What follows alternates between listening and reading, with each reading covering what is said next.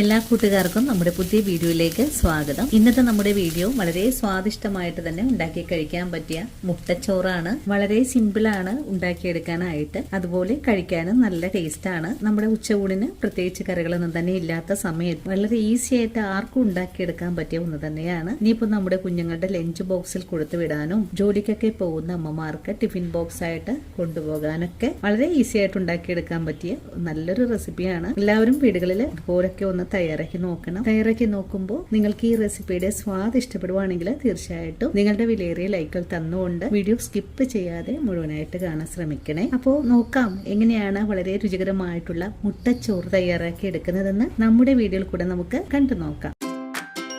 ഇനി നമുക്ക് മുട്ടച്ചോറ് തയ്യാറാക്കാൻ തുടങ്ങാം. ഇതിനായിട്ടൊരു പാൻ അടുപ്പിലേക്ക് വെച്ചിട്ടുണ്ട്. പാൻ ഒന്ന് ചൂടായി വരട്ടെ. ആ ഒരു സമയം കൊണ്ട് ഇതിലേക്ക് ആവശ്യമായ ചേരുവകളൊക്കെ നമുക്കൊന്ന് എടുത്തു വെക്കാം.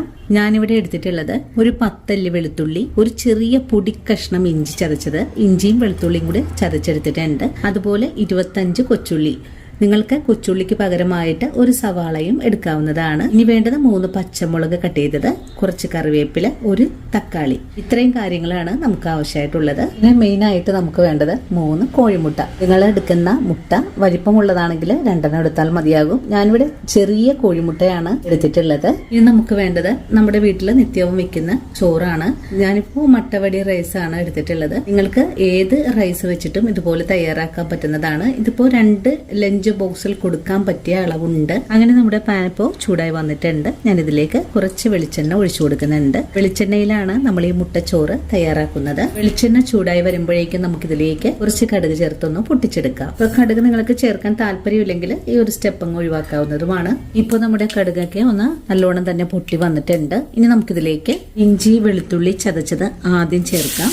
ഒന്ന് വഴറ്റിയെടുക്കാം. ഇനി നമുക്ക് ഉള്ളി ചേർക്കാം. നല്ലോണം തന്നെ വഴറ്റിയെടുക്കാം. എഗ് റൈസിന് ആവശ്യമായ ഉപ്പും കൂടെ ചേർക്കാം. ചോറ് വേവിക്കുമ്പോൾ ഉപ്പ് ചേർത്താണ് വേവിക്കുന്നതെങ്കിൽ ഈ ഒരു സമയത്ത് ഉപ്പ് വളരെ ശ്രദ്ധിച്ച് വേണം ചേർക്കാനായിട്ടും. അങ്ങനെ നമ്മുടെ വഴറ്റിയ ഉള്ളി ഒന്ന് വാടി വന്നിട്ടുണ്ട്. ഇനി നമുക്കിതിലേക്ക് പച്ചമുളക് ചേർക്കാം. കറിവേപ്പിലയും കൂടിയാണ് ചേർക്കുന്നത്. വീണ്ടും ഇതെല്ലാം കൂട്ടിച്ചേർത്ത് ഒന്നുകൂടെ വഴറ്റിയെടുക്കാം. പച്ചമുളക് ഒന്ന് വഴണ്ട കഴിഞ്ഞാൽ പിന്നെ നമുക്ക് തക്കാളി ചേർക്കാം. ഞാനിവിടെ ഒരു ചെറിയ തക്കാളിയാണ് എടുത്തിട്ടുള്ളത്. നിങ്ങൾക്ക് വേണമെങ്കിൽ 2 എണ്ണമൊക്കെ എടുക്കാവുന്നതാണ്. ഇതെല്ലാം ഒന്ന് നല്ലവണ്ണം ഇളക്കി ഒന്ന് യോജിപ്പിച്ചു കൊടുക്കാം. തക്കാളി ഒന്ന് സോഫ്റ്റ് ആയിട്ടൊന്ന് വാടി കിട്ടണം. അങ്ങനെ തക്കാളിയും ചേർത്ത് ഒന്നുകൂടെ വഴറ്റിയെടുത്തിട്ടുണ്ട്. ഇനി നമുക്ക് ഫ്ലെയിം ഒന്ന് കുറച്ച് വെച്ച് കൊടുത്തതിന് ശേഷം ഇതിലേക്ക് ആവശ്യത്തിനുള്ള പൊടികളും കൂടെ ചേർത്ത് കൊടുക്കാം. ആദ്യമേ ചേർക്കുന്നത് മഞ്ഞൾപ്പൊടിയാണ്. ഒരു നുള്ളു മഞ്ഞൾപ്പൊടി ചേർത്താൽ മതിയാകും. ഇനി വേണ്ടത് 1 ടീസ്പൂൺ അളവില് കാശ്മീരി മുളക് പൊടി, 1 ടീസ്പൂൺ അളവില് ഗരം മസാലപ്പൊടി, 1 ടീസ്പൂൺ അളവിൽ തന്നെ മല്ലിപ്പൊടി, 1/2 ടീസ്പൂൺ അളവില് കുരുമുളക് പൊടി കൂടി ചേർത്ത് പൊടികളുടെ പച്ച മണം മാറുന്നത് വരെയും ഒന്ന് വടിച്ചെടുക്കാം. കുഞ്ഞുങ്ങൾക്കൊക്കെ കൊടുക്കാനാണെങ്കിൽ നിങ്ങൾ ഇതിലേക്ക് ചേർക്കുന്ന മുളക് പൊടിയുടെ അളവ് വളരെ ശ്രദ്ധിച്ചു വേണം കേട്ടോ എടുക്കാനായിട്ട്. പൊടികളൊക്കെ ചേർത്തൊന്ന് വഴച്ചെടുത്തിട്ടുണ്ട്. ഇനി നമുക്ക് ഇതൊന്ന് പോലെ ഒന്ന് ഒതുക്കി വെച്ച് കൊടുത്തതിന് ശേഷം നമ്മൾ എടുത്തിട്ടുള്ള മുട്ട പാനിലേക്ക് ഒഴിച്ചു കൊടുക്കാം. ഞാനിവിടെ 3 മുട്ടയാണ് എടുത്തിട്ടുള്ളത്. മുട്ട ഒഴിച്ചു കൊടുത്തിട്ടുണ്ട്. ഇനി നമുക്ക് ഇതുപോലെ ഒന്ന് ഇളക്കി മിക്സ് ചെയ്ത് കൊടുക്കാം. ഇപ്പൊ നമ്മുടെ മുട്ടയും ഒന്ന് പാകമായി വന്നിട്ടുണ്ട്. ഇനി നമുക്ക് ഈ മസാലകളും കൂടെ കൂട്ടിച്ചേർത്ത് ഒന്നുകൂടെ ഇളക്കി വഴറ്റിയെടുക്കാം. ഇനി ഫ്ലെയിം അങ്ങ് കൂട്ടി വെച്ച് കൊടുക്കാം. ഇതെല്ലാം ഒന്നും കൂടെ മുരിഞ്ഞു വരട്ടെ. അങ്ങനെ നമ്മുടെ മുട്ടയും മസാലയൊക്കെ ഒന്ന് നല്ലതുപോലെ വിട്ട് വരുന്ന പാകത്തിലേക്കായി വന്നിട്ടുണ്ട്. ഈ ഒരു സമയത്ത് നമുക്ക് ഇതിലേക്ക് റൈസ് ചേർക്കാം. റൈസ് ചേർക്കുവാണ്. റൈസും ചേർത്ത് കഴിഞ്ഞാൽ പിന്നെ ഇതെല്ലാം ഒന്നുകൂടെ നല്ലവണ്ണം ഇളക്കി ഒന്ന് മിക്സ് ചെയ്തെടുക്കും. അങ്ങനെ റൈസും ചേർത്ത് നല്ലവണ്ണം ഇളക്കി ഒന്ന് മിക്സ് ചെയ്തെടുത്തിട്ടുണ്ട്.